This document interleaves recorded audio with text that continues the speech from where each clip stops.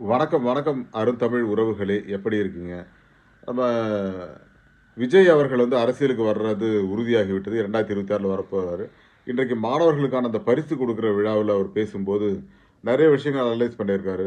வெற்றி தோல்வி முடிவல்ல. தோல்வி தொடர்கதை கிடையாது.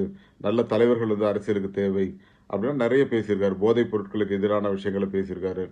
அதேபோல செய்தித்தாள்கள்ல வர்ற செய்திகள பத்தி விமர்சனம் பண்ணியிருக்காரு. ஸோ நெறைய விஷயங்கள பேசியிருக்காரு. அத பத்தி நம்ம ஒரு வீடியோவும் நம்ம போட்டிருக்கோம். ஸோ இதில லிங்க் நான் ஆட் பண்ணியிருக்கேன். அதையும் பாருங்க. ஸோ விஜய் அரசியலுக்கு வந்தால் அவரால் வெற்றி பெற முடியுமா? அப்படிங்கிற ஒரு கேள்வி.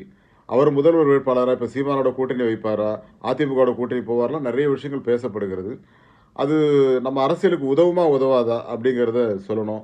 ஸோ இளைஞர்களும், மாணவர்களும் விஜய் ஆதரிப்பார்கள் அப்படின்னு சொல்றாங்க. ஸோ உங்களுடைய கருத்து என்ன? அதையும் பதிவிடுங்கள். நிச்சயமாக அதை பற்றி நாம் மீண்டும் பேசுவோம். Thank you all and bye to everyone. நம்ம சேனல லைக் பண்ணுங்க, சப்போர்ட் பண்ணுங்க, சப்ஸ்கிரைப் பண்ணுங்க.